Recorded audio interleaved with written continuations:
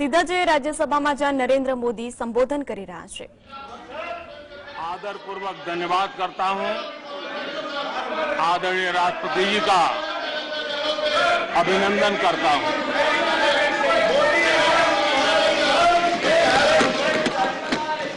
आदरणीय राष्ट्रपति जी दोनों सदनों को संबोधित करते हुए उन्होंने विकसित भारत का एक खाका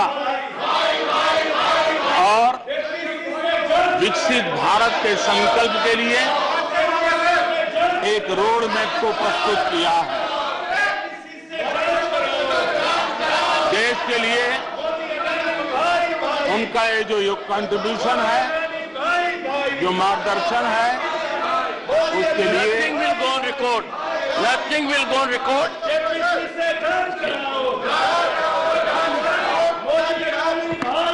Honorable members, honorable members, honorable members, take your seat. Honorable members, honorable members, honorable members, take your seat. I call upon honorable members to observe decorum and take your seats. Honorable members,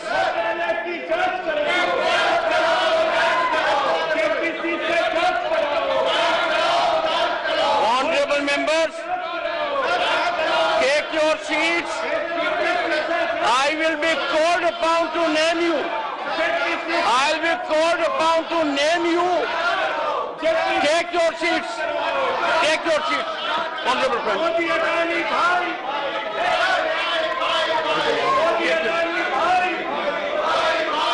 Honorable friends. Nothing will go on record except the Honorable Prime Minister's address. आदरणीय सभापति जी, मैं उन सभी सदस्यों का भी आभार व्यक्त करता हूं जिन्होंने इस चर्चा में भाग लिया, अपनी कल्पना के अनुसार चर्चा को विस्तार देने का प्रयास भी किया और इसलिए मैं सदन में हिस्सा लेने और चर्चा में हिस्सा लेने वाले सभी आदरणीय सदस्यों का धन्यवाद करता हूं। आदरणीय सभापति जी, ये सदन राज्यों का सदन है। बीते दशकों में अनेक बुद्धिजीवियों ने इस सदन से देश को दिशा दी है, देश का मार्गदर्शन किया। इस सदन में अनेक साथी ऐसे हैं जो अपने व्यक्तिगत जीवन में भी बहुत कुछ सिद्धियां प्राप्त की हुई हैं, अपने व्यक्तिगत जीवन में बहुत बड़े काम भी किए हुए हैं और इसलिए इस सदन में जो भी बात होती है उस बात को देश बहुत गंभीरता से सुनता है और देश उसे बहुत गंभीरता से लेता है। लेकिन आदरणीय सभापति जी, ये भी दुर्भाग्यपूर्ण है, इतने महत्वपूर्ण सदन में कुछ लोगों का व्यवहार, कुछ लोगों की वाणी न सिर्फ सदन को लेकिन देश को निराश करने वाली रही।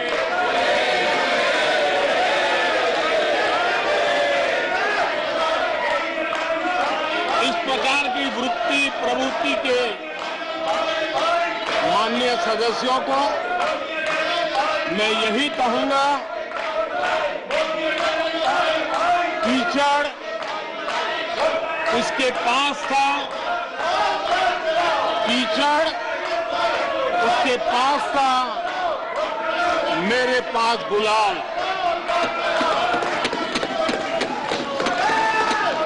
कीचड़ उसके पास था, मेरे पास गुलाल। जो भी जिसके पास था उसने दिया उछाल।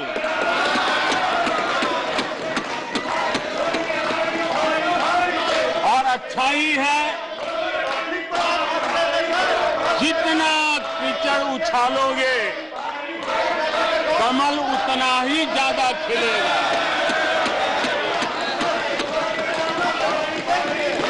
और इसलिए कमल खिलाने में आपका प्रत्यक्ष परोक्ष जो भी योगदान है, इसके लिए मैं उनका भी आभार व्यक्त करता हूं।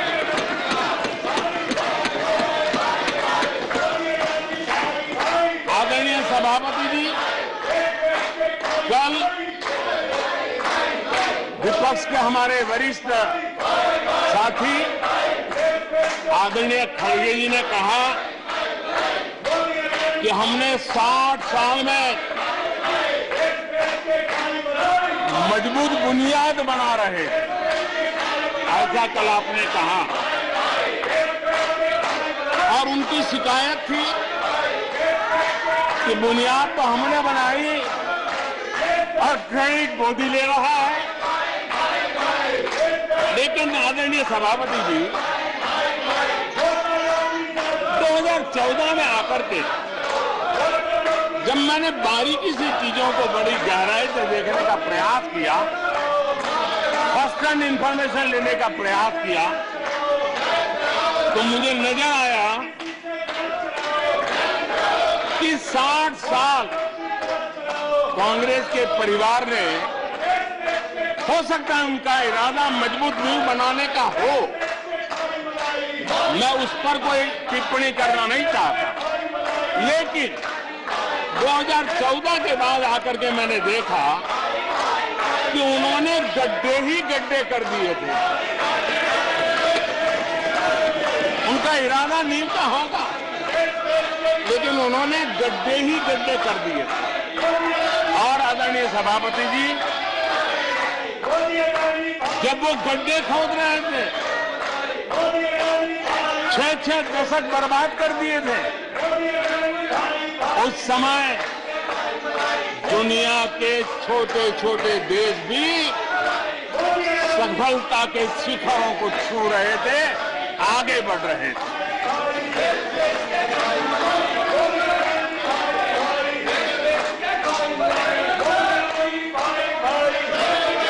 आदरणीय सभापति जी, उनका तो वो साल इतना अच्छा माहौल था कि पंचायत से लेकर के पार्लियामेंट तक उन्हीं की दुनिया चलती थी। इतना देश भी अनेक आशा अपेक्षाओं के साथ आंख बंद करके उनका समर्थन करता था। लेकिन उन्होंने इस प्रकार की कार्यशैली विकसित की, इस प्रकार का कल्चर विकसित किया कि जिसके कारण वे एक भी चुनौती का परमानेंट सॉल्यूशन करने का न कभी सोचा, न कभी उनको सूझा, न कभी उन्होंने प्रयास किया।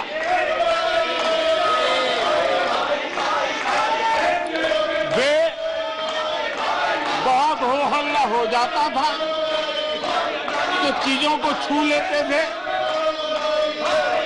टोकनिज्म कर लेते थे और फिर आगे चले जाते थे।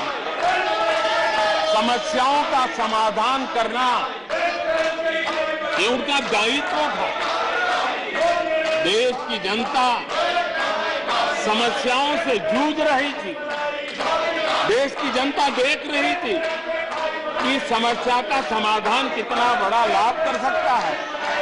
लेकिन उनकी प्रायोरिटीज अलग थी, उनके इरादे अलग थे और उसके कारण किसी भी बात का परमानेंट सॉल्यूशन का प्रयास नहीं किया। आदरणीय सभापति जी, हमारी सरकार की पहचान जो बनी है वो हमारे पुरुषार्थ के कारण बनी है। एक के बाद उठाए गए कदमों के कारण बनी हुई और आज हम परमानेंट सॉल्यूशन की दिशा में आगे बढ़ते रहे हैं। हम एक एक विषय को छू करके भागने वाले लोग नहीं, लेकिन देश की मूलभूत आवश्यकताओं को परमानेंट सॉल्यूशन पर बल देते हुए हम आगे बढ़ रहे हैं। आदरणीय सभापति जी, अगर मैं पानी का ही उदाहरण लूं तो वो जमाना था कि किसी गांव में एक हैंडपंप लगा दिया तो हफ्ते भर उसका उत्सव मनाया जाता था और उस टोकनिज्म से पानी का काम किया करके गाड़ी चलाई जाती। कल यहां गुजरात का जिक्र कर रहे थे, आप हैरान होंगे, सबसे ज्यादा सीटों से जीतने का उनका जो गौरव था, वैसे एक मुख्यमंत्री एक शहर में पानी की टंकी का उद्घाटन करने गए थे और वो फ्रंट पेज पर हेडलाइन न्यूज था। यानी समस्याओं का टोकनिज्म क्या होता है, कैसे टाला जाता है, ये कल्चर देश ने देखा है। हमने भी पानी की समस्या को सुलझाने के लिए रास्ते अपनाए। हमने जल संरक्षण, जल सिंचन हर पहलू पर ध्यान दिया। हमने कैच द रेन अभियान से जनता को जोड़ा। इतना ही नहीं, आजादी के पहले से अब तक हम सरकार में आने तब तक सिर्फ 3 करोड़ घरों तक नल से जल मिलता था। आदरणीय सभापति जी, पिछले 3-4 साल में आज 11 करोड़ घरों को नल से जल मिल रहा है। भारत पानी की समस्या जो हर परिवार की समस्या होती है, जीवन में उसके बिना चल नहीं सकता और भविष्य के संभावनाओं को भी देखते हुए हमने उसके समाधान के रास्ते चुने। आदरणीय सभापति जी, मैं एक और विषय पर भी जाना चाहता हूं। Empowerment of common people. बैंकों का राष्ट्रीयकरण हुआ था, इस बात से हुआ था कि गरीबों को बैंकों का अधिकार मिले, ऐसी बहानेबाजी की गई थी। लेकिन इस बैंक देश के आधे से अधिक लोग बैंक से दरवाजे तक नहीं पहुंच पाए। हमने परमानेंट सॉल्यूशन निकाला और जनधन अकाउंट का अभियान चलाया, बैंकों को मोटिवेट किया, ऑन बोर्ड लिया। पिछले 9 साल में ही 48 करोड़ जनधन बैंक खाते खोले गए। इसमें 32 करोड़ बैंक खाते ग्रामीण और कस्बों में हुए हैं। यानी देश के गांव तक प्रगति की मिसाल को ले जाने का प्रयास हुआ। कल खड़गे जी शिकायत कर रहे थे कि मोदी जी बार बार मेरे चुनावी क्षेत्र में आते हैं। वो कह रहे थे मोदी जी कलबुर्गी आ जाते हैं। मैं जरा खड़गे जी को कहना चाहता हूं, मैं आता हूं उसकी शिकायत करने से पहले ये भी तो देखो कि कर्नाटका में 1,70,00,000 जनधन बैंक अकाउंट खुले हैं। इतना ही नहीं,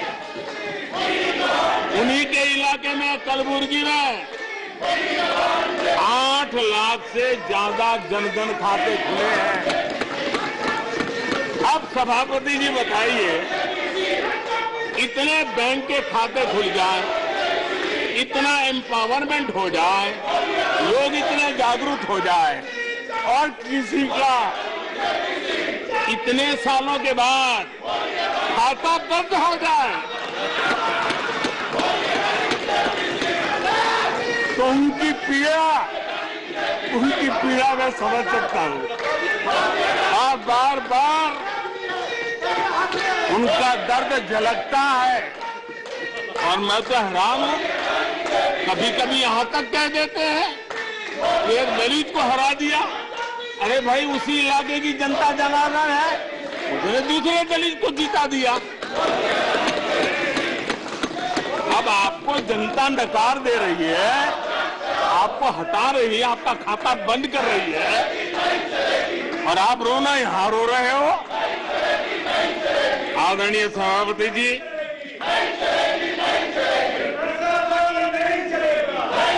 जनधन, आधार, मोबाइल, ये जो त्रिशक्ति है, और उसने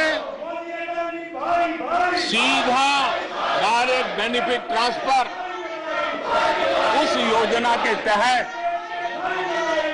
पिछले कुछ वर्षों में 27 लाख करोड़ रुपया इस देश के नागरिकों के बैंक खातों में ट्रांसफर किया, हितधारकों के खातों में ट्रांसफर किया है। और मुझे खुशी है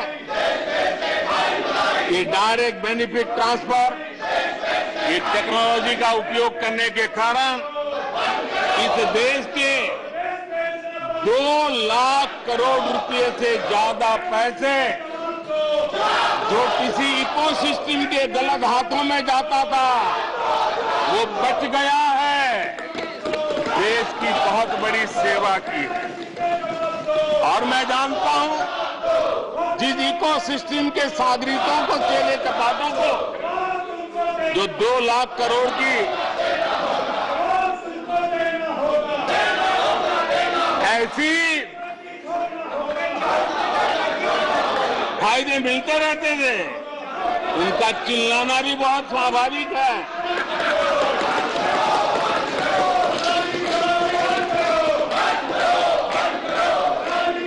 आदरणीय सभापति जी, हमारे देश में पहले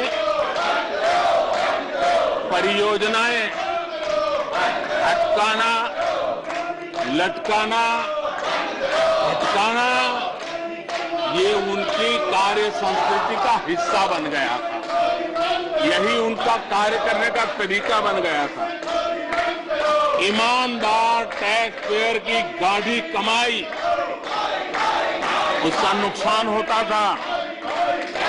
हमने टेक्नोलॉजी का प्लेटफॉर्म तैयार किया, पीएम गति शक्ति मास्टर प्लान लेकर के आए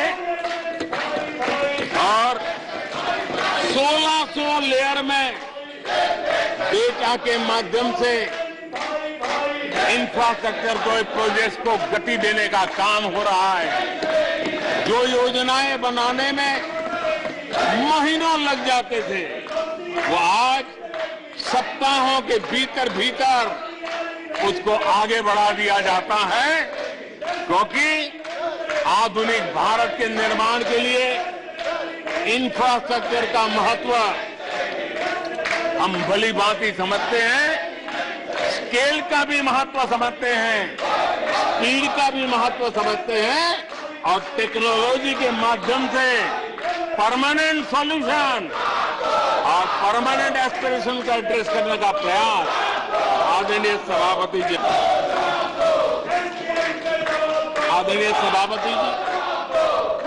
कोई भी जब सरकार में आता है तो देश के लिए कुछ करने के वादे करके आता है, जनता का कुछ भला करने के वादे करके आता है, लेकिन सिर्फ भावनाएं व्यक्त करने से बात बनती नहीं है। आप कह दें कि हम ऐसा चाहते हैं, हम ऐसा चाहते हैं, जैसे कभी कहा जाता था गरीबी हटाओ, 4 दशक हो गए हैं, हुआ कुछ नहीं। इसलिए विकास की गति क्या है, विकास की नीयत क्या है, विकास की दिशा क्या है, विकास का प्रयास क्या है, परिणाम क्या है, ये बहुत मायने रखता है। सिर्फ आप कहते रहे कि हम भी कुछ करते थे, इतने से बात बनती नहीं है। आदरणीय सभापति जी, जबकि हम जनता को उनकी प्राथमिकताओं के आधार पर, उनकी आवश्यकताओं, और जब जनता की इतनी बड़ी आवश्यकताओं के लिए मेहनत करते हैं तो हम पर दबाव भी बढ़ता है, हमें मेहनत भी ज्यादा करनी पड़ती है, हमें परिश्रम भी ज्यादा करना पड़ता है। लेकिन हमने, जैसे महात्मा गांधी जी कहते थे, श्रेय और प्रेय, हमने श्रेय का रास्ता चुना है, प्रिय लग जाए आराम कर लें, वो रास्ता हमने नहीं चुना है।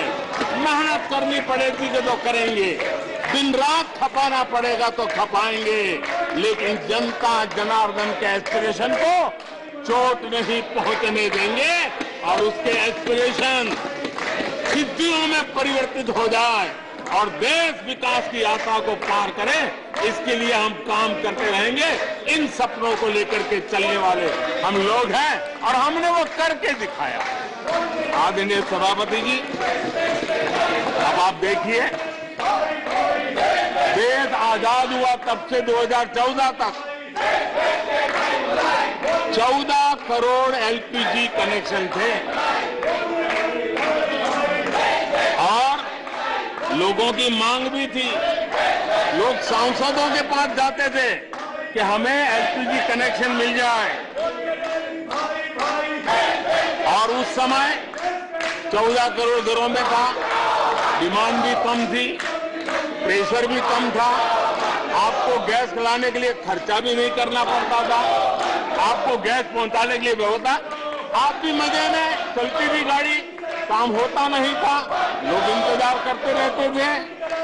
लेकिन हमने सामने से होकर के तय किया कि हर घर को एलपीजी कनेक्शन देंगे। हमें मालूम था कि हम कर रहे हैं, हमें मेहनत करनी पड़ेगी, हमें मालूम था हमें धन खर्च करना पड़ेगा, हमें मालूम था हमें दुनिया भर से गैस लाना पड़ेगा।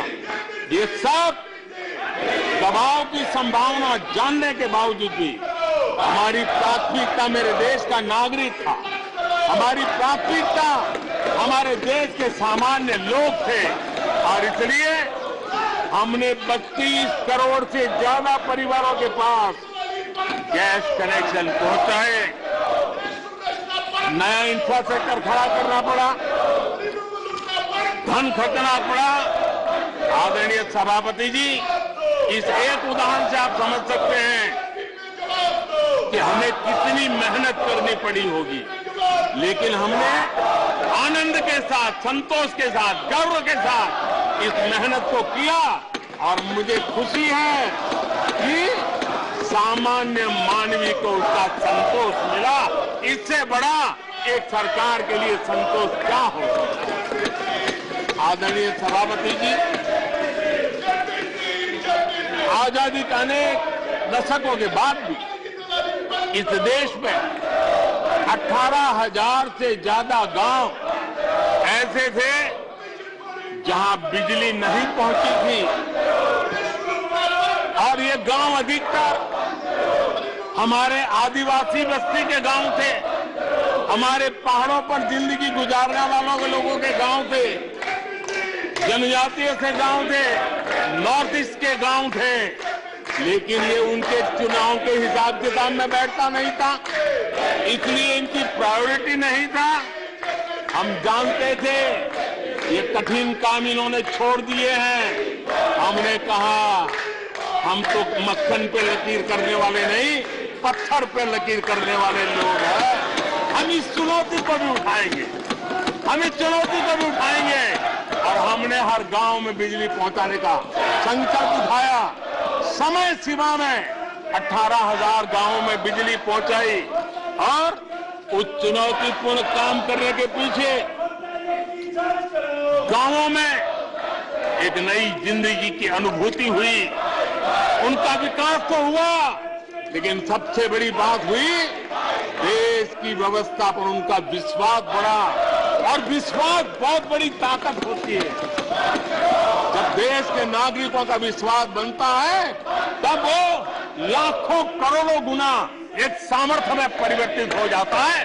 वो विश्वास हमने जीता है और हमने मेहनत की, हमें मेहनत पड़ी, लेकिन मुझे खुशी है उन दूर दराज के गांवों को आजादी के इतने सालों के बाद नई आशा की किरण दिखाई दी, संतोष का भाव प्रकट हुआ और वो आशीर्वाद आज हमें मिल रहे हैं। आदरणीय सभापति जी, पहले की सरकारों में कुछ घंटे बिजली आती थी, कहने को तो लगता था बिजली आ गई, गांव के बीच में खंभा डाल दिया तो हर साल उसकी संवत्सरी मनाते थे, फलानी तारीख को खंभा डाला गया, बिजली तो आती नहीं थी। आज बिजली पहुंची इतना ही नहीं, औसत हमारे देश में 22 घंटे बिजली देने के प्रयास में हम सफल हुए। हमें इस काम के लिए नई ट्रांसमिशन लाइनें लगानी पड़ी, हमें नए ऊर्जा उत्पादन के लिए काम करना पड़ा, हमने सौर ऊर्जा की ओर जाना पड़ा, हमें रिन्यूएबल एनर्जी का नए क्षेत्र खोजने पड़े। हमने लोगों को उनके भाग्य पर नहीं छोड़ दिया, राजनीतिक फायदे घाटे की बात नहीं सोची, हमने देश का आने वाली कल उज्जवल बनाने का रास्ता चुना। हमने खुद के लिए दबाव बढ़ाया, लोगों की मांग बढ़ने लगी, दबाव बढ़ने लगा, हमने मेहनत वाला रास्ता चुना और इसके नतीजे आज देश देख रहा है। देश ऊर्जा के क्षेत्र में प्रगति की ऊंचाइयों को प्राप्त कर रहा है। आदरणीय सभापति जी,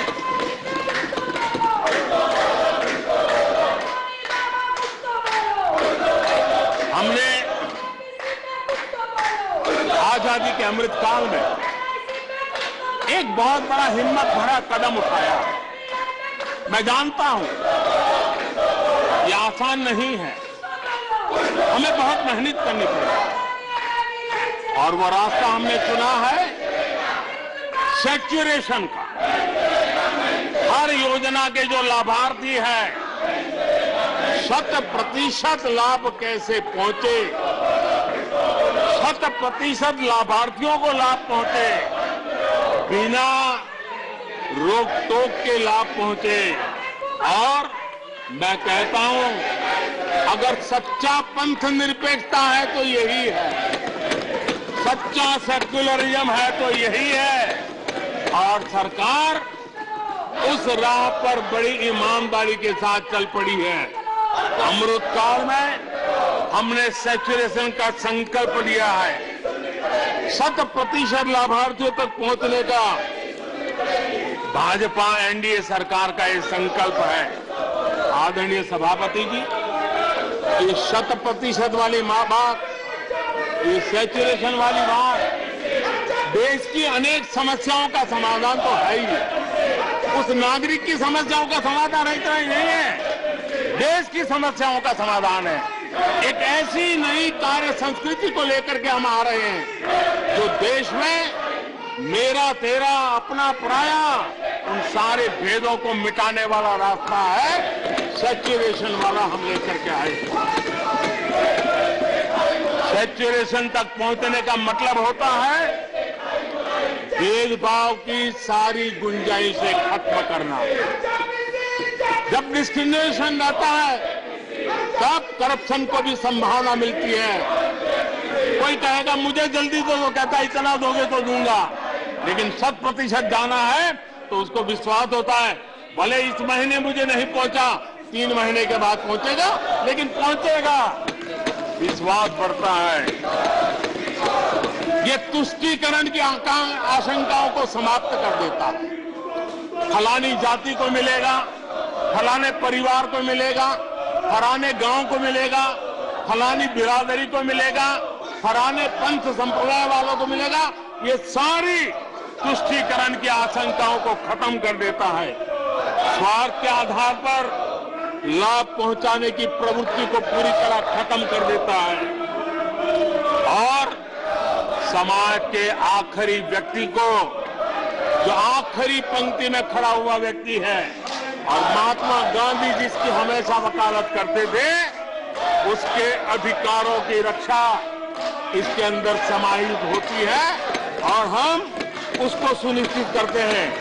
और सबका साथ सबका विकास, ये मतलब यही है कि 100% उनके हकों को पहुंचाना।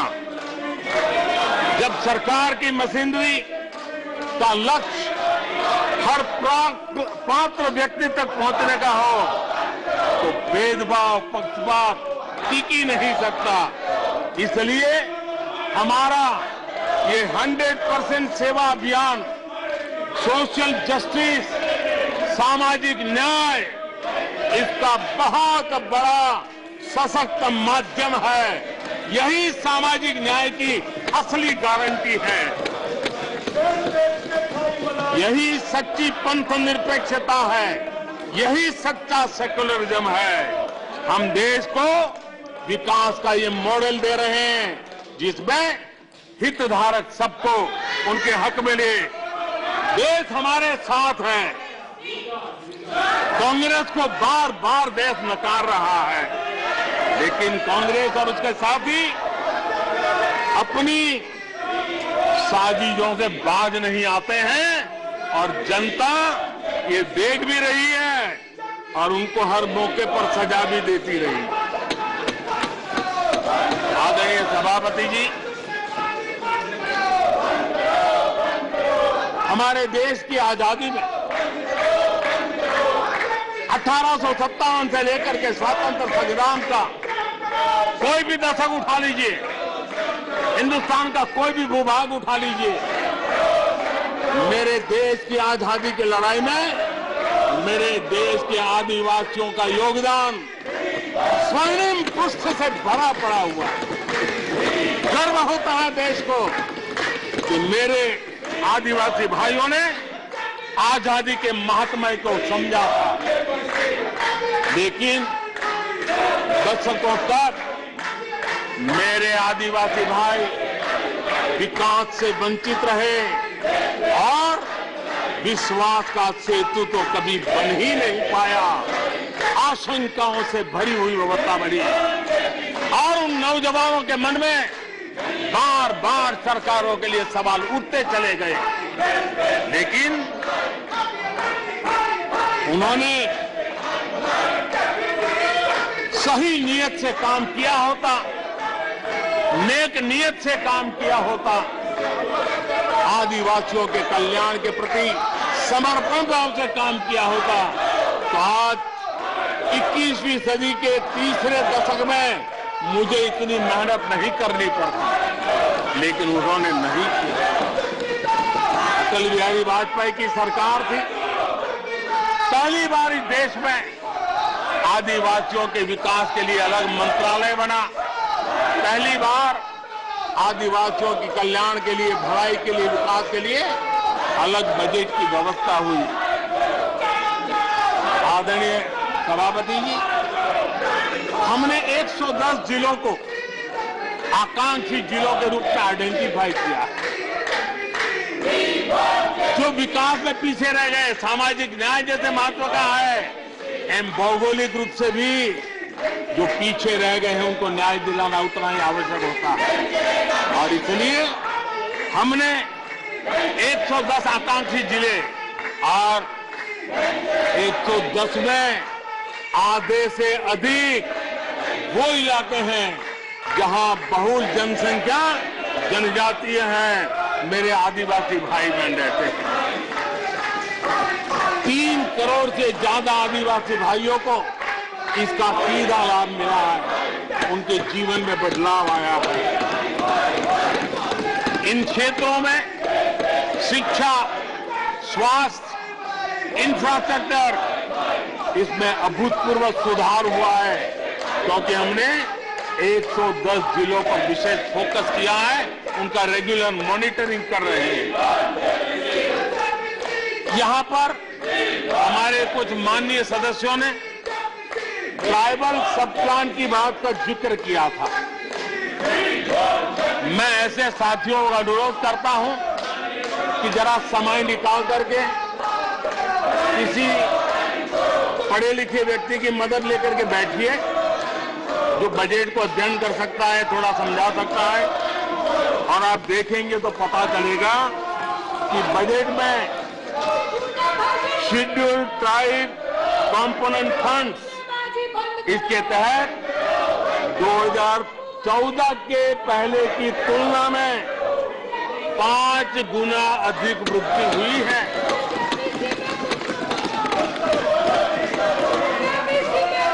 आदरणीय सभापति जी, 2014 के पहले जब उनकी सरकार थी, तब एलोकेशन 20-25 हजार करोड़ रुपए के आसपास रहता था। बहुत पुरानी बात नहीं है, सिर्फ 20-25 हजार करोड़ रुपए। आज यहां आकर के गीत गा रहे हैं।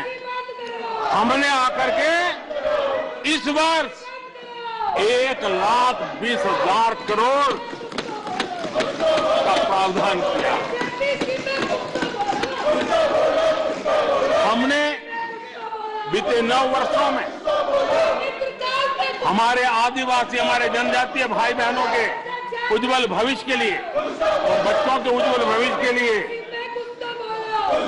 500 नए एकलव्य मॉडल स्कूल स्वीकृत किए हैं, और ये 4 गुना ज्यादा बढ़ोतरी है। इतना ही नहीं, स्कूलों में टीचर, स्टाफ, इस बार हमने 38,000 नए लोगों के रिक्रूटमेंट का, हमने भर्ती का इस बजट में प्रावधान किया। आदिवासियों के कल्याण के लिए समर्पित हमारी सरकार ने, मैं जरा आपको फॉरेस्ट राइट एक्ट की बात की तरफ ले जाना चाहता हूं। आदरणीय सभापति जी, देश आजाद होने से लेकर हमारे आने से पहले, 2014 के पहले, आदिवासी परिवारों को 14 लाख जमीन के पट्टे दिए गए। पिछले 7-8 वर्षों में हमने 7 लाख नए पट्टे दिए। यह अभूतपूर्व काम हुआ है। हमारे आने से पहले 23,000 सामुदायिक पट्टे दिए गए थे, 23,000। हमारे आने के बाद 80,000 से अधिक सामुदायिक पट्टे दिए गए हैं। लिप सिंपैथी बता करके आदिवासियों की भावनाओं के साथ खेलने के बजाय अगर कुछ किया होता तो आज मुझे इतनी मेहनत न करनी पड़ती और ये काम पहले आराम से हो जाता, लेकिन ये उनकी प्रायोरिटी में नहीं था। आदरणीय सभापति जी, इनकी अर्थनीति उनकी समाज नीति, उनकी राजनीति वोट बैंक के आधार पर ही चलती रही और उसके कारण समाज की जो बेसिक ताकत होती है, स्वरोजगार के कारण देश की आर्थिक गतिविधि बढ़ाने वाला जो सामर्थ्य होता है, इन्होंने हमेशा नजरअंदाज कर दिया। उनको वो इतने छोटे लगते थे, इतने बिखरे हुए लगते थे, तो उसका उनको कोई मूल्य ही नहीं था। जो छोटे छोटे काम में जुड़े हुए, जो स्वरोजगार के ऊपर समाज पर बोझ बने बिना समाज में कुछ न कुछ वैल्यू एडिशन करते हैं, उनके प्रति दुर्लक्ष्य किया गया। छोटे काम में जुटे इन करोड़ों लोगों को भुला दिया गया। मुझे गर्व है कि मेरी सरकार ने रेहड़ी वाले, ठेले वाले, फुटपाथ पर व्यापार करने वाले लोगों की सहूलियत, ब्याज के चक्कर में जिनके जीवन तबाह हो जाते थे, दिन भर का पसीना ब्याजखोरों के घर जाकर के चुकाना पड़ता था, उन गरीबों की चिंता हमने की, उन रेहड़ी ठेले पटरी वालों की चिंता हमने की। और आदरणीय सभापति जी, हमने इतना ही नहीं, हमारे विश्वकर्मा समुदाय जो समाज निर्माण के अंदर एक भूमिका देते हैं, जो अपने हाथ से औजार की मदद से कुछ न कुछ सृजन करते रहते हैं, समाज की आवश्यकताओं की बहुत बड़ी मात्रा में पूर्ति करते हैं। चाहे हमारा बंजारा समुदाय हो, चाहे हमारे गुमंत जाति के लोग हैं, हमने उनकी चिंता करने का काम किया है। पीएम स्वनिधि योजना हो, पीएम विश्वकर्मा योजना हो, जिसके द्वारा हमने समाज के इन लोगों की मजबूती के लिए काम किया है, उनके सामर्थ्य को बढ़ाने के लिए काम किया। आदरणीय सभापति जी, आप तो स्वयं किसान पुत्र हैं। इस देश के किसानों के साथ क्या बीती है, ऊपर के कुछ एक वर्ग को संभाल लेना और उन्हीं से अपनी राजनीति चलाए रखना, यही सिलसिला चला। इस देश की कृषि की सच्ची ताकत छोटे किसानों में है। 1 एकड़ 2 एकड़ भूमि का वो बड़ा मुश्किल से 80-85% इस देश का ये वर्ग है। इन छोटे किसान उपेक्षित थे, उनकी आवाज कोई सुनने वाला नहीं था। हमारी सरकार ने छोटे किसानों पर ध्यान केंद्रित किया, छोटे किसानों को फॉर्मल बैंकिंग के साथ जोड़ा। आज साल में 3 बार सीधे पीएम किसान सम्मान निधि छोटे किसान के खाते में जमा होती है। इतना ही नहीं, हमने पशुपालकों को भी बैंकों से जोड़ा, हमने मछुआरों को बैंकों से जोड़ा और उनको ब्याज में रियायत देकर के उनके आर्थिक सामर्थ्य को बढ़ाया, ताकि वो अपना व्यवसाय विकसित कर सके, अपने क्रॉप पैटर्न को बदल सके, अपने उत्पादित किए हुए माल को रोक करके उचित दाम मिलने पर बाजार में ले जा सके, उस दिशा में हमने काम किया। आदरणीय सभापति जी, हम जानते हैं हमारे देश के बहुत सारे किसान ऐसे हैं कि जो बरसाती पानी पर उनको गुजारा करना पड़ता है। सिंचाई की व्यवस्था ये पिछली सरकारों ने की नहीं। हमने और देखा है कि ये छोटे किसान पानी बरसाती के भरोसे जीने वाले मोटे अनाज की खेती करते हैं, पानी होता नहीं है।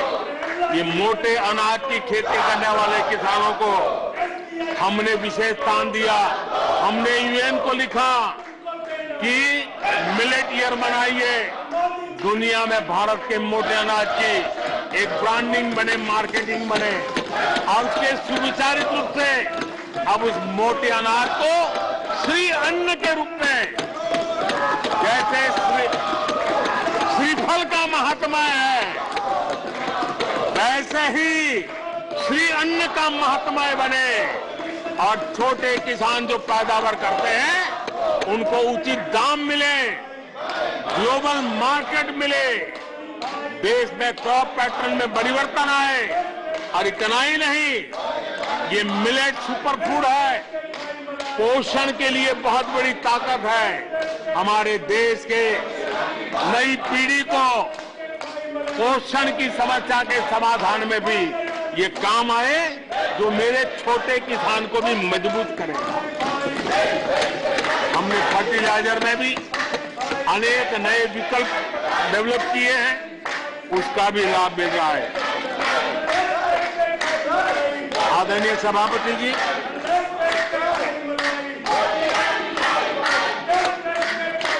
हमें बड़े कन्विक्शन के साथ मैं मानता हूं कि जब निर्णय प्रक्रिया में माताओं बहनों की भागीदारी बढ़ती है तो परिणाम अच्छे मिलते हैं, जल्दी मिलते हैं और निर्धारित लक्ष्य को प्राप्त करने वाले होते हैं।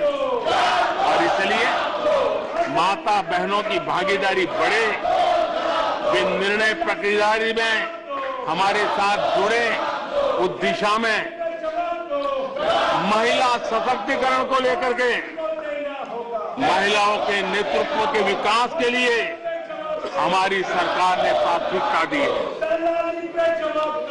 सदन में हमारे एक माननीय सदस्य ने कहा कि महिलाओं को टॉयलेट देने से क्या महिलाओं का विकास हो जाएगा? हो सकता है उनका ध्यान सिर्फ टॉयलेट पे गया हो, वो उनकी कठिनाई होगी। लेकिन मैं जरा बताना चाहता हूं, मुझे इस बात का गर्व है और मैं गर्व अनुभव करता हूं, क्योंकि मैं राज्य में रह करके आया हूं, मैंने गांव में जिंदगी गुजार कर आया। मुझे गर्व है कि 11 करोड़ शौचालय बना करके मैंने मेरी माताओं बहनों को इज्जत कर दिया है। मुझे इस बात का गर्व है। हमारी माताओं बहनों, हमारी बेटियों के जीवन चक्र की तरफ जरा नजर करें। हमारी सरकार माताओं बहनों के सशक्तिकरण के लिए कितनी संवेदनशील है, उसकी तरफ मैं जरा ध्यान आकर्षित करना चाहता हूं। और जिनको सिर्फ टॉयलेट पे ही सोच अटक गई थी, वो जरा कान खुल करके सुने, ताकि आगे जाकर ये बताने में उनको सुविधा होगी। गर्भावस्था के दौरान शिशु को पौष्टिक खाना मिले, इसके लिए हमने मातृ वंदना योजना चलाई। और इसके लिए प्रेगनेंसी के समय महिला के बैंक खाते में सीधा पैसा जाए, ताकि उसको पोषण से उसके गर्भ में जो बच्चा है उसके स्वास्थ्य को भी लाभ हो। हमारे यहाँ माता मृत्यु दर, शिशु मृत्यु दर, इस गंभीर समस्या से मुक्ति का एक उपाय इंस्टीट्यूशनल डिलीवरी।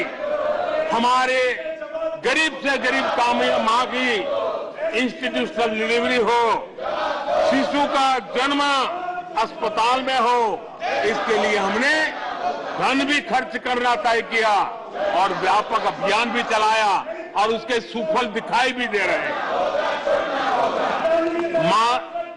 हम जानते हैं किसी न किसी मानसिक विकृति के कारण बेटियों को मां के कोख में ही मारने की प्रवृत्ति बढ़ गई।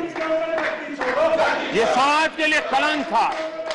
हमने बेटी बचाओ अभियान चलाया और आज मुझे खुशी है कि बेटे जन्म लेते हैं, उसकी तुलना में बेटियों की संख्या बढ़ रही है। ये हमारे लिए संतोष का विषय है। हमने बेटियों की रक्षा का काम किया है।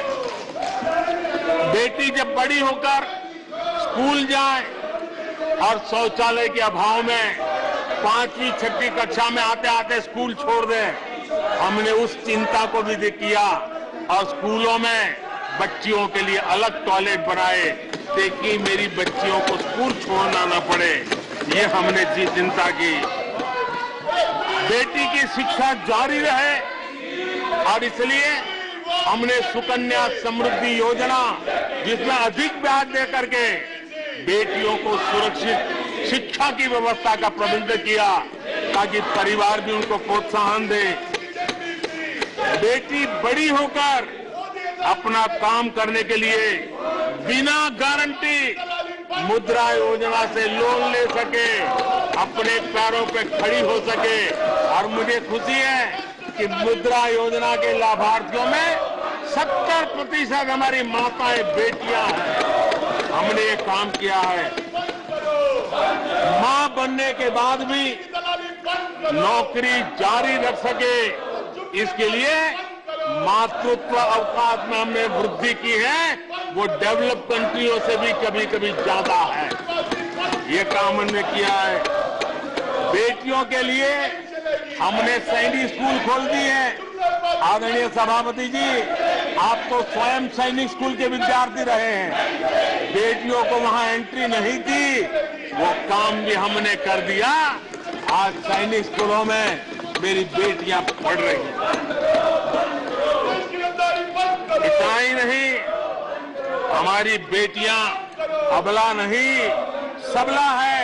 वो सेना में जाना चाहती है, अफसर बनना चाहती है। हमने हमारी बेटियों को सेना के दरवाजे भी खोल दिए हैं। और आज गर्व होता है सियाचिन में मेरे देश की कोई बेटी मां भारती की रक्षा करने के लिए तैनात होती है। बेटी को गांव में कमाई के अवसर मिले और इसके लिए हमने विमेन सेल्फ हेल्प ग्रुप उसको एक नई ताकत दी, वैल्यू एडिशन किया और बैंकों से मिलने वाली उनकी रकम में बहुत बड़ा इजाफा किया।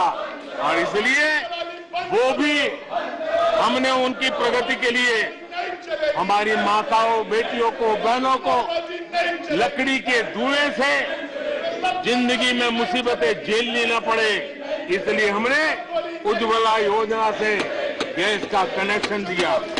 हमारी माताओं, बहनों को, बेटियों को पीने का पानी के लिए जूझना न पड़े, 2-2, 4-4 किलोमीटर तक जाना न पड़े। हमने नल से घर तक पानी पहुंचाने का अभियान चलाया ताकि मेरी माताओं, बेटों को, बेटियों को, बहनों को, बेटियों को अंधेरे में गुजारा न करना पड़े। इसलिए हमने सौभाग्य योजना से ऐसे गरीब परिवारों तक बिजली पहुंचाई। बेटी, मां, बहन कितनी ही गंभीर बीमारी हो लेकिन कभी बताती नहीं है। उसको चिंता रहती है कि कहीं बच्चों पे कर्ज हो जाएगा, परिवार पर बोझ हो जाएगा, वो पीड़ा सहती है। लेकिन अपने बच्चों को अपनी बीमारी के विषय में नहीं बताती है। उन माताओं, बहनों को आयुष्मान कार्ड दे करके अस्पताल में बड़ी से बड़ी बीमारी से मुक्ति का रास्ता हमने खोल दिया है। आदरणीय सभापति जी, बेटी का संपत्ति पर अधिकार हो, इसलिए हमने सरकार की तरफ से जो आवाज देते हैं उसमें बेटी के राइट को निश्चित किया, उसके नाम पर प्रॉपर्टी करने का काम किया।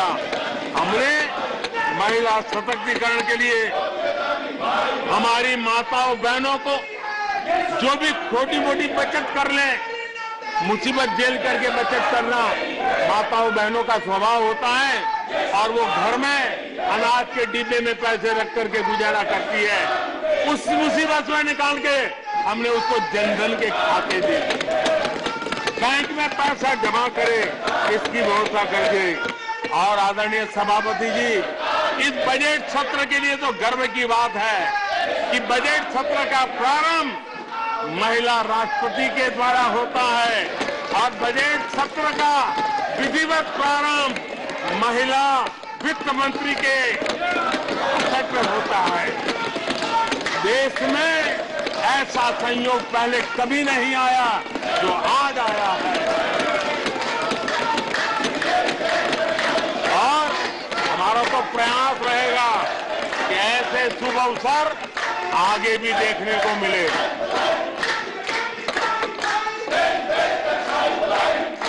आदरणीय सभापति जी,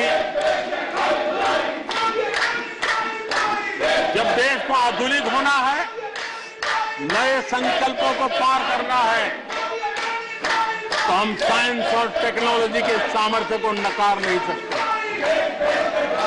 साइंस और टेक्नोलॉजी के महात्मा को हमारी सरकार भली भांति समझती है, लेकिन हम टुकड़ों में नहीं सोचते, हम टोकनिज्म में नहीं सोचते हैं। हम साइंस और टेक्नोलॉजी की तरफ से देश को आगे बढ़ाने के लिए हर दिशा में काम कर रहे हैं, सार्वत्रिक प्रयास कर रहे हैं, अनेक इनिशिएटिव ले रहे हैं। और इसलिए बचपन में साइंटिफिक टेम्परामेंट डेवलप करने के लिए अटल टिंकरिंग लैब, ये वैज्ञानिक सोच के निर्माण के लिए स्कूल के लेवल पर बच्चों को हमने अवसर दिया। उससे थोड़ा आगे निकले, बच्चा कुछ करना शुरू कर रहे, तो हमने अटल इंक्यूबेशन सेंटर खड़े किए, ताकि कुछ अगर अच्छी प्रगति की है तो उसको वो वायुमंडल मिले, ताकि वो टेक्नोलॉजी में कन्वर्ट करने के लिए वो खोज, वो इनोवेशन काम आ जाए। इसके लिए हमने विज्ञान की इस प्रगति का परिणाम, हमने नीतियां बदली।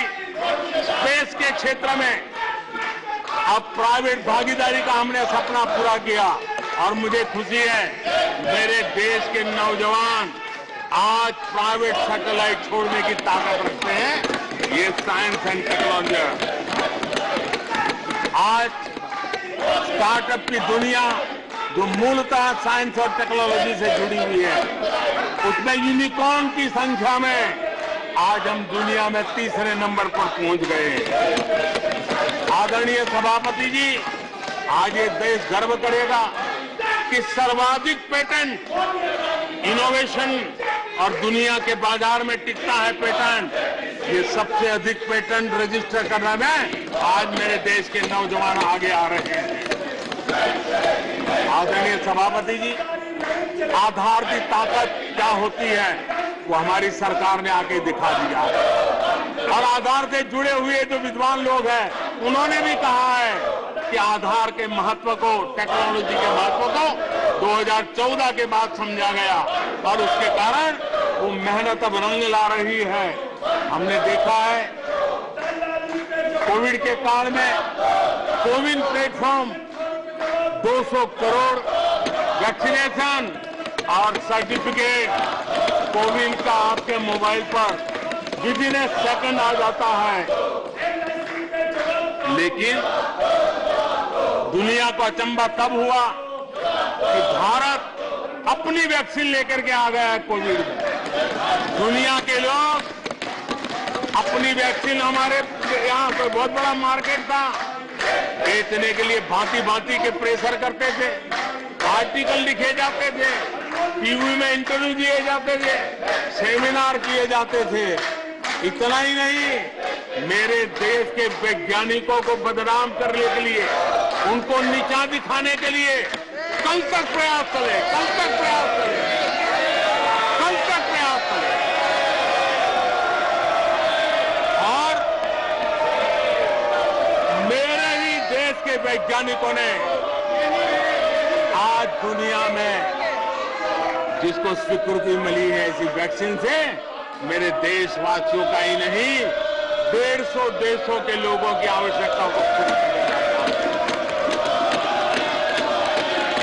ये विज्ञान के विरोधी लोग, ये टेक्नोलॉजी के विरोधी लोग,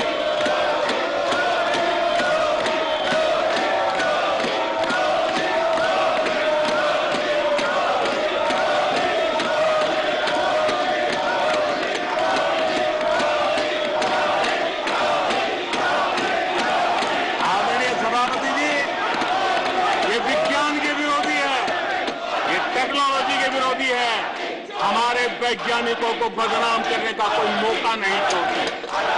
फार्मेसी की दुनिया में हमारा देश एक ताकत बन के उभर रहा है, दुनिया की फार्मेसी का हब बन रहा है। हमारे नौजवान नए नए इनोवेशन कर रहे हैं, उसको बदनाम करने के रास्ते खोज रहे हैं ये लोग। उनको देश की चिंता नहीं है, अपने राजनीतिक उठापटक की चिंता है। ये दुर्भाग्य है देश का। आदरणीय सभापति जी, आज मैं माली में था, G20 देश के समूह डिजिटल इंडिया इनको समझने के लिए लड़ाई पे थे। सक्सेस को पूरी दुनिया ने प्रभावित किया है। डिजिटल लेन देन में आज हिंदुस्तान दुनिया का लीडर बना हुआ है। आदरणीय सभापति जी, हमें खुशी है आज 100 करोड़ से ज्यादा मोबाइल फोन मेरे देशवासियों के हाथ में है। आदरणीय सभापति जी, एक समय था हम मोबाइल इंपोर्ट करते थे, आज गर्व है मेरा देश मोबाइल एक्सपोर्ट कर रहा है। 5G हो, AI हो, IoT हो, उस तकनीक को आज देश बहुत तेज गति से अपना रहा है, उसका विस्तार कर रहा है। ड्रोन, इसका इस्तेमाल सामान्य जीवन में हो, सामान्य नागरिक की भलाई हो, हमने पॉलिसी में वो बदलाव किया और दवाइयां दूर सुदूर इलाकों में ड्रोन से पहुंचाने का काम आज मेरे देश में हो रहा है। साइंस और टेक्नोलॉजी के महत्व को आज खेत में मेरा किसान ड्रोन की ट्रेनिंग लेकर के खेती में ड्रोन का क्या उपयोग हो, आज मेरे गांव में दिखाई दे रहा है। जियो स्पेशल सेक्टर में हमने दरवाजे खोल दिए। ड्रोन के लिए एक पूरा नया विकास का विस्तार करने का अवसर हमने कर दिया। आज देश में यूएन जैसे लोग चर्चा करते हैं कि दुनिया में लोगों के पास अपने पास जमीन के घर के मालिकाना हक नहीं है। यूएन की चिंता है दुनिया। भारत ने ड्रोन की मदद से, स्वामित्व योजना से गांव में, घरों में उसका नक्शा और मालिकी हक देने का काम किया है। उसको कोर्ट कचहरी के चक्करों से और कभी घर बंद हो, कोई आकर के कब्जा कर न ले, सुरक्षा का एहसास दिया है। हमने टेक्नोलॉजी का भरपूर प्रयास कॉमन मैन के लिए करने की दिशा में सफलता पाई है। आज देश टेक्नोलॉजी के क्षेत्र आधुनिक विकसित भारत के सपने में उसका महत्व है समझते हैं और इसलिए ह्यूमन रिसोर्स डेवलपमेंट, इनोवेशन, इसका महत्व बहुत है और इसलिए दुनिया की एकमात्र फॉरेंसिक साइंस यूनिवर्सिटी हमारे देश में है। हमने गति शक्ति यूनिवर्सिटी बना करके इंफ्रास्ट्रक्चर की दुनिया में एक नई पहल की है। हमने एनर्जी यूनिवर्सिटी बना करके आज देश रिन्यूएबल एनर्जी के क्षेत्र में एक नया जंप लगाए। अभी से हमारे नौजवान तैयार हो, उस दिशा में हम कर रहे हैं। हमारे देश में टेक्नोक्रेट के तरफ, इंजीनियर्स के तरफ, साइंस के तरफ नफरत करने में कांग्रेस ने अपने शासनकाल में कोई कमी नहीं रखी है और साइंस और टेक्नोलॉजी को सम्मान देने में हमारे कार्यकाल में कोई कमी नहीं रखी है। ये हमारा रास्ता है।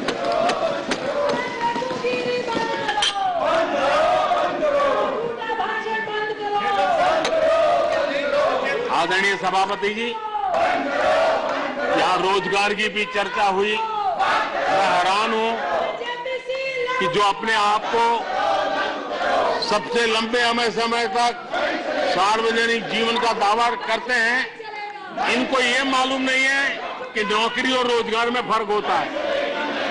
जिनको नौकरी और रोजगार का फर्क समझ नहीं है, वो हमें उपदेश दे रहे हैं। आदरणीय सभापति जी, नए नए नैरेटिव गढ़ने के लिए आधी अधूरी चीजों को पकड़ करके झूठ फैलाने के प्रयास हो रहे हैं। बीते 9 वर्ष में अर्थव्यवस्थाओं का जो विस्तार हुआ है, नए सेक्टर्स में रोजगार की नई संभावनाएं बनी। आज ग्रीन इकोनॉमी में देश जिस प्रकार से आगे बढ़ रहा है, उसने ग्रीन जॉब की बहुत बड़ी संभावनाएं धरती पर उतार करके दिखाई है और अधिक संभावनाएं बनी हुई है। डिजिटल इंडिया के विस्तार से डिजिटल इकोनॉमी, उसका भी एक नया क्षेत्र। आज सर्विस सेक्टर में डिजिटल इंडिया एक नई बुलंदी पर है। 5 लाख कॉमन सर्विस सेंटर, गांव के अंदर एक कॉमन सर्विस सेंटर में 2-2, 5-5 लोग रोजी रोटी कमाते हैं। और दूर सुदूर जंगलों के छोटे छोटे गांव में भी कॉमन सर्विस सेंटर में आज हमारे देश की आवश्यक सेवाएं गांव के लोगों को एक बटन पर उपलब्ध हो, ये व्यवस्था हुई है। डिजिटल इकोनॉमी ने अनेक नए रोजगार की संभावनाएं पैदा की। आदरणीय सभापति जी, 90,000 रजिस्टर्ड स्टार्टअप, इसने भी रोजगार के नए द्वार खोले हैं। अप्रैल से नवंबर 2022 के दौरान ईपीएफओ पेरोल में 1 करोड़ से अधिक लोग जोड़े गए हैं। 1 करोड़ से अधिक लोग। आदरणीय सभापति जी, आत्मनिर्भर भारत रोजगार योजना, इसके जरिए 60 लाख से अधिक नए कर्मचारियों का लाभ हुआ है। आत्मनिर्भर भारत अभियान के तहत हमने अपने उद्यमियों के लिए स्पेस, डिफेंस, ड्रोन, माइनिंग, कोल, अनेक क्षेत्रों को खोला है, जिसके कारण रोजगार की संभावना में नई गति आई है। और देखिए, हमारे नौजवानों ने इन सारे कदमों का आगे आकर के अवसर लिया, उठाया है, उसका फायदा। आदरणीय सभापति जी, रक्षा के क्षेत्र में यह देश आत्मनिर्भर बने, ये देश के लिए बहुत आवश्यक है। मुझे खुशी है कि रक्षा के क्षेत्र आत्मनिर्भरता का मिशन लेके हम चले। आज 350 से ज्यादा निजी कंपनियां रक्षा के क्षेत्र में आई है और करीब करीब 1 लाख करोड़ रुपए का एक्सपोर्ट रक्षा के क्षेत्र में मेरा देश कर रहा है। और अभूतपूर्व रोजगार इस क्षेत्र में भी पैदा हुए हैं। आदरणीय सभापति जी, रिटेल से लेकर के टूरिज्म तक हर सेक्टर का विस्तार हुआ है। खादी और ग्रामोद्योग, महात्मा गांधी के साथ जो व्यवस्था जुड़ी हुई है, खादी ग्रामोद्योग को भी डुबो दिया था। आजादी के बाद सर्वाधिक खादी ग्रामोद्योग के रिकॉर्ड तोड़ने का काम हमारे कालखंड में हुआ है।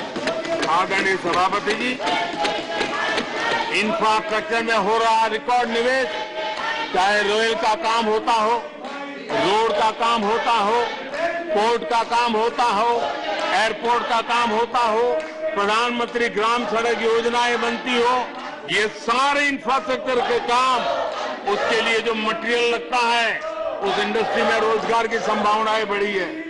हर जगह निर्माण कार्य के अंदर मजदूर से लेकर मैकेनिक तक हर प्रकार के रोजगार की संभावनाएं, इंजीनियर से लेकर के श्रमिक तक हर किसी के लिए रोजगार के नए अवसर बने हैं। और उसी के कारण यूथ विरोधी नीति लेकर के चले हुए लोगों को आज यूथ नकार रहा है और यूथ के भलाई के लिए हम जिन नीतियों को लेकर के चल रहे हैं, इसको आज देश स्वीकार कर रहा है। आदरणीय सभापति जी, यहां भी ये भी कहा गया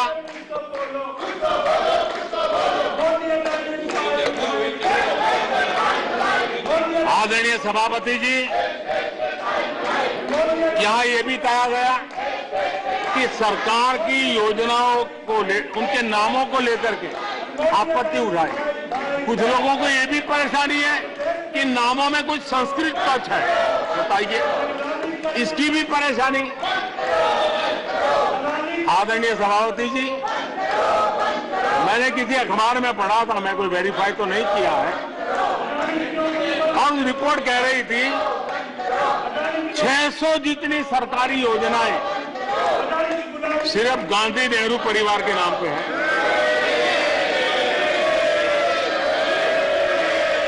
आदरणीय सभापति जी, किसी कार्यक्रम में अगर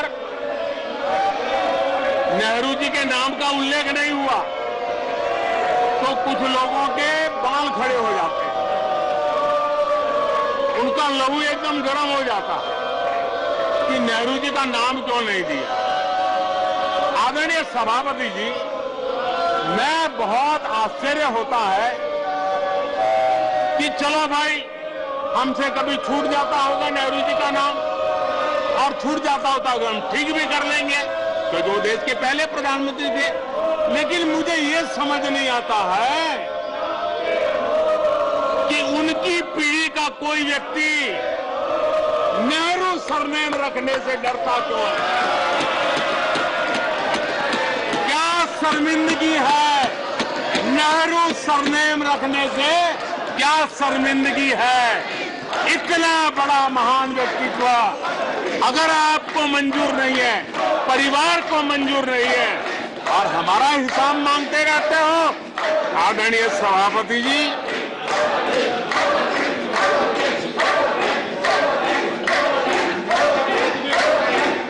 कुछ लोगों को समझना होगा, ये सदियों पुराना देश सामान्य मानवी के पसीने और पुरुषार्थ से बना हुआ देश, जन जन की पीढ़ियों की परंपरा से बना हुआ देश है। ये देश किसी परिवार की जागीर नहीं है। हमने मेजर ध्यानचंद जी का नाम पर खेल रत्न का पुरस्कार कर दिया। अंडमान में नेताजी सुभाष के नाम पर, स्वराज के नाम पर हमने द्वीपों का नामकरण किया। हमें गर्व हो रहा है। नेताजी सुभाष बोस के योगदान के लिए देश गर्व करता है, हम गर्व करते हैं। इतना ही नहीं, जो लोग आए दिन हमारे देश की सेना को नीचा दिखाने का मौका नहीं छोड़ते, हमने इन द्वीपों को परमवीर चक्र प्राप्त करने वाले सेनानियों के नाम कर दिया। आने वाली सदियों तक कोई हिमालय की चोटी एक एवरेस्ट व्यक्ति के नाम पर एवरेस्ट बन गई। मेरे द्वीप समूह मेरे परमवीर चक्र विजेता मेरे देश के सेनानियों के नाम कर दिया। ये हमारी श्रद्धा है, ये हमारी भक्ति है, और उसको लेकर के हम चलते हैं। आदरणीय और इससे आपको तकलीफ है और तकलीफ व्यक्त भी हो रही है। हर एक की तकलीफ व्यक्त करने के रास्ते अलग होंगे। हमारा रास्ता है सकारात्मक। कभी कभी अब ये सदन है, एक प्रकार से राज्यों का महात्मा है, हम पर ऐसे भी आरोप लगाए जाते हैं कि हम राज्यों को परेशान करते हैं। आदरणीय सभापति जी, मैं लंबे अरसे तक राज्य का मुख्यमंत्री रह करके आया। फेडरलिज्म का क्या महत्व होता है वो भली बातें समझता है, उसको जी करके आया है, और इसलिए हमने कोऑपरेटिव कॉम्पिटिटिव फेडरलिज्म पर बल दिया है। आओ हम पर्दा करें, हम आगे बढ़े, हम सहयोग करें, हम आगे बढ़े, उस दिशा में हम चले हैं। हमने हमारी नीतियों में नेशनल प्रोग्रेस का भी ध्यान रखा है और रीजनल एस्पिरेशन को भी एड्रेस किया है। National progress and regional aspiration, इसका परफेक्ट कॉम्बिनेशन हमारी नीतियों में दिखा है, क्योंकि हम सब मिलकर के 2047 तक एक विकसित भारत का सपना पूरा करने के लिए चल पड़े। लेकिन जो लोग आज विपक्ष में बैठे हैं, उन्होंने तो राज्यों के अधिकारों की धज्जियां उड़ा दी। जरा मैं कच्चा चिट्ठा आज खोलना चाहता हूं।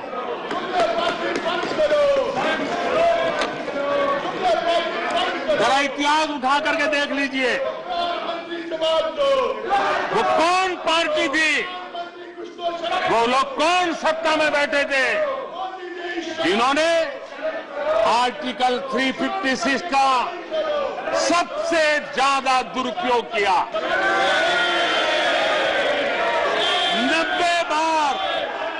90 बार चुनी हुई सरकारों को गिरा दिया। कौन है वो? कौन है जिन्होंने किया? कौन है जिन्होंने किया? कौन है जिन्होंने किया? इतना ही नहीं सभापति जी, एक प्रधानमंत्री ने आर्टिकल 356 का 50 बार उपयोग किया, आधी सेंचुरी कर दी। वो नाम है श्रीमती इंदिरा गांधी का। 50 बार सरकारों को गिरा दिया। केरल में आज जो लोग इनके साथ खड़े हैं, जरा याद कर लीजिए, थोड़ा बार माइक लगा दीजिए। केरल में वामपंथी सरकार चुनी गई, जिसे पंडित नेहरू पसंद नहीं करते थे। कुछ ही कालखंड के अंदर चुनी हुई पहली सरकार को गढ़ते थे। आज आप वहां खड़े हैं, आपके साथ क्या हुआ था जरा याद कीजिए। आदरणीय सभापति जी, जरा डीएमके के मित्रों को भी बताता हूं, तमिलनाडु में एमजीआर और करुणानिधि जैसे दिग्गजों की सरकारें, उन सरकारों को भी इन्हीं कांग्रेस वालों ने बर्खास्त कर दिया। एमजीआर की आत्मा देखती होगी आप कहां खड़े हो।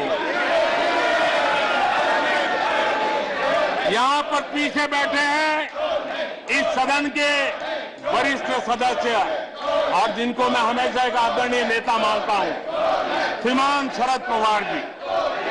1980 में शरद पवार जी का आयु 35-40 साल की थी। एक नौजवान मुख्यमंत्री महाराष्ट्र की सेवा करने के लिए निकला था, उनकी सरकार को भी गिरा दिया गया, और आज वो वहां है। आज वो वहां हर क्षेत्रीय नेता को उन्होंने परेशान किया। और एनटीआर के साथ क्या किया? यहां कुछ लोग आज कपड़े बदले होंगे, नाम बदला होगा, ज्योतिषियों की सूचना के अनुसार नाम बदला होगा, लेकिन कभी वो भी उनके साथ थे। वो एनटीआर की सरकार को, और वो तबीयत के लिए अमेरिका गए थे, अपने हेल्थ के लिए गए थे। आपने एनटीआर की सरकार को गिराने का प्रयास किया। ये कांग्रेस की राजनीति का स्तर था। आदरणीय सभापति जी, अखबार निकाल के देख लीजिए, हर अखबार लिखता था कि राजभवनों को कांग्रेस के दफ्तर बना दिए गए हैं, कांग्रेस के हेडक्वार्टर बना दिए गए। 2005 में झारखंड में एनडीए के पास ज्यादा सीटें थी, लेकिन गवर्नर ने यूपीओ को शपथ के लिए बुला लिया था। 1982 में हरियाणा में भाजपा और देवीलाल के पास प्री पोल उनका एग्रीमेंट था, उसके बावजूद भी गवर्नर ने कांग्रेस की सरकार के लिए निमंत्रण कर दिया था। ये कांग्रेस के पाप, और आज देश को गुमराह करने की बातें कर रहे हैं। आदरणीय सभापति जी, मैं एक बात को जानना चाहता हूं, मैं एक गंभीर विषय की ओर अब ध्यान देना भी चाहता हूं। महत्वपूर्ण विषयों को मैंने स्पर्श किया है, और आज देश में आर्थिक नीतियों की जिनको समझ नहीं है, जो 24 घंटा राजनीति के सिवा कुछ सोचते नहीं है, जो सत्ता के खेल खेलना है, यही जिनको सार्वजनिक जीवन का काम दिखता है, उन्होंने अर्थनीति को अनर्थ नीति में परिवर्तित कर दिया। मैं उनको चेतावनी देना चाहता हूं, और मैं इस सदन की गंभीरता के साथ उनसे कहना चाहता हूं कि अपने रिस्पेक्टिव स्टेट को जाके समझाएं कि ये गलत रास्ते पर न चले जाएं। हम हमारे पड़ोस के देशों का हाल देख रहे हैं कि वहां पर क्या हाल हुआ है। अनाप शनाप कर्ज लेकर के किस प्रकार के देशों को डुबो दिए गए। आज हमारे देश में भी तत्कालीन लाभ के लिए अगर भुगतान करेगा तो आने वाली पीढ़ी करेगी। हम तो कर्ज करो जीपीओ वाला खेल आने वाला देखेगा। ये कुछ राज्यों ने अपनाया है, वो उनका तो तबाह कर देंगे, देश को भी बर्बाद कर देंगे। अब देश अब कर्ज के तले दबते जा रहे हैं। ये देश आज दुनिया में उनको कर्ज देने के लिए कोई तैयार नहीं है। ये मुसीबतों से गुजर रहे हैं। मैं राजनीतिक वैचारिक मतभेद हो सकते हैं, दलों के विषय में एक दूसरे के प्रति टीका टिप्पणी हो सकती है, लेकिन देश की आर्थिक सेहत के साथ खिलवाड़ मत कीजिए। आर्थिक सेहत के साथ खिलवाड़ मत कीजिए। आप ऐसा कोई पाप मत कीजिए जो आपके बच्चों के अधिकारों को छीन ले और आज अपना मौज कर लें और बच्चों के नसीब में बर्बादी छोड़ के चले जाए। ऐसा करके न जाए। आज आपको पॉलिटिकली सूट का मैंने तो देखा, एक सरकार एक मुख्यमंत्री ने बयान दिया कि भाई अब ठीक है, मैं तो निर्णय करता हूं, अभी मुसीबत मुझे कहां आएगी, 2030-32 के बाद आएगी, जो आएगा वो भुगतेगा। क्या कोई देश ऐसे चलता है क्या? लेकिन ये जो वृत्ति बन रही है वो बहुत चिंता का विषय है। आदरणीय सभापति जी, देश की आर्थिक सेहत के लिए राज्यों ने भी अपनी आर्थिक सेहत के संबंध में डिसिप्लिन का रास्ता चुनना पड़ेगा और तभी जाकर के वे राज्य भी इस विकास की यात्रा का लाभ ले पाएंगे और उनके राज्यों के नागरिकों का भला करने में हमें भी सुविधा हो जाएगी, ताकि हम उन तक लाभ पहुंचाना चाहते हैं। आदरणीय सभापति जी, 2047 में यह देश विकसित भारत बने, ये हम सबका संकल्प है। 140 करोड़ देशवासियों का संकल्प है। अब देश पीछे मुड़ करके देखने को तैयार नहीं है। देश लंबी छलांग मारने को तैयार है।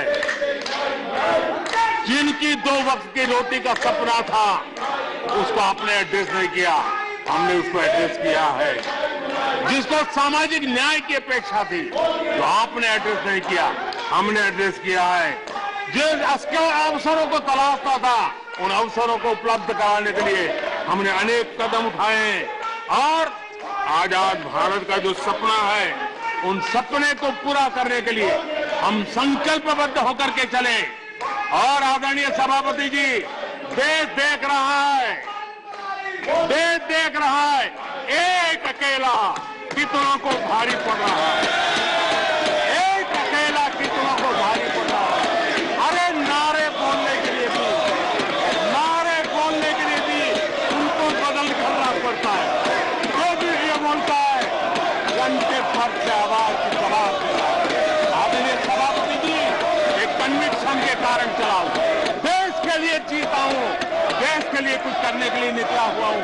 और इसलिए ये राजनीतिक खेल खेलने वाले लोग, उनके अंदर वो हौसला नहीं है, वो ढूंढ रहे हैं, बचने का रास्ता खोज रहे हैं।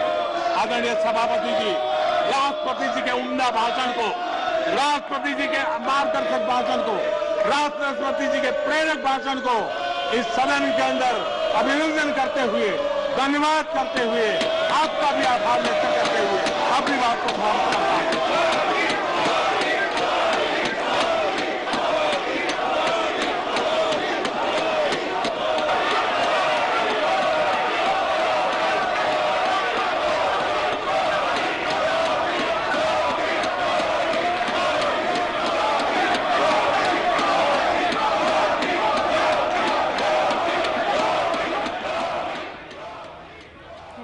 તો રાજ્યસભામાં વડાપ્રધાન નરેન્દ્ર મોદીએ રાષ્ટ્રપતિના અભિભાષણ પર જે છે સંબોધન કર્યું।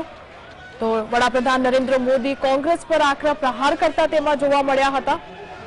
કાલે તેઓએ લોકસભામાં જે છે પોતાનું સંબોધન આપ્યું હતું, આજે રાજ્યસભામાં સંબોધન આપ્યું છે। તો વડાપ્રધાન મોદી જે છે કોંગ્રેસ પર આકરા પ્રહાર કરતા જોવા મળ્યા।